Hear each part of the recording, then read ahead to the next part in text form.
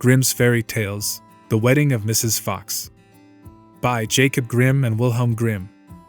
Translated by Edgar Taylor and Marian Edwards. First story.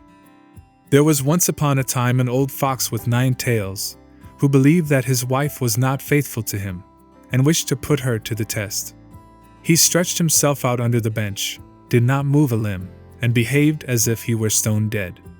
Mrs. Fox went up to her room, shut herself in, and her maid, Miss Cat, sat by the fire and did the cooking. When it became known that the old fox was dead, suitors presented themselves. The maid heard someone standing at the house door, knocking. She went and opened it, and it was a young fox, who said, "What may you be about, Miss Cat? Do you sleep or do you wake?"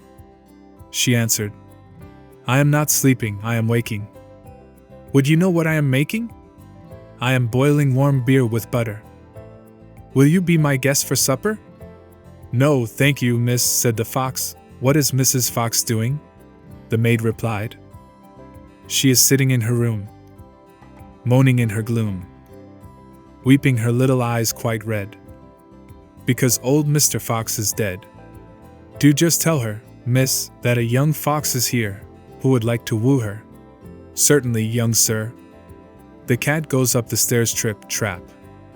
The door she knocks at, tap, tap, tap. "Mistress Fox, are you inside?" "Oh, yes, my little cat," she cried. "A wooer he stands at the door out there." "What does he look like, my dear?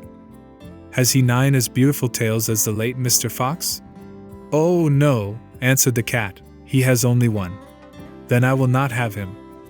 Miss Cat went downstairs and sent the wooer away. Soon afterwards there was another knock, and another fox was at the door who wished to woo Mrs. Fox. He had 2 tails, but he did not fare better than the first. After this still more came, each with 1 tail more than the other, but they were all turned away, until at last one came who had 9 tails, like old Mr. Fox. When the widow heard that, she said joyfully to the cat, "Now open the gates and doors all wide, and carry old Mr. Fox outside."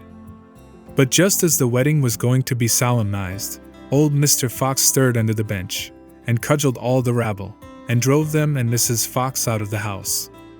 Second story. When old Mr. Fox was dead, the wolf came as a suitor, and knocked at the door, and the cat, who was servant to Mrs. Fox, opened it for him. The wolf greeted her and said, "Good day, Mrs. Cat of Carewit. How comes it that alone you sit? What are you making good?" The cat replied, "In milk I'm breaking bread so sweet. Will you be my guest and eat?" "No, thank you, Mrs. Cat," answered the wolf. "Is Mrs. Fox not at home?" The cat said, "She sits upstairs in her room, bewailing her sorrowful doom, bewailing her trouble so sore, for old Mr. Fox is no more." The wolf answered, "If she's in want of a husband now, then will it please her to step below?" The cat runs quickly up the stair, and lets her tail fly here and there, until she comes to the parlor door. With her 5 gold rings at the door she knocks. "Are you within, good Mistress Fox? If you're in want of a husband now, then will it please you to step below?" Mrs. Fox asked, "Has the gentleman red stockings on, and has he a pointed mouth?" "No," answered the cat. "Then he won't do for me." When the wolf was gone, came a dog, a stag, a hare, a bear, a lion, and all the beasts of the forest, one after the other.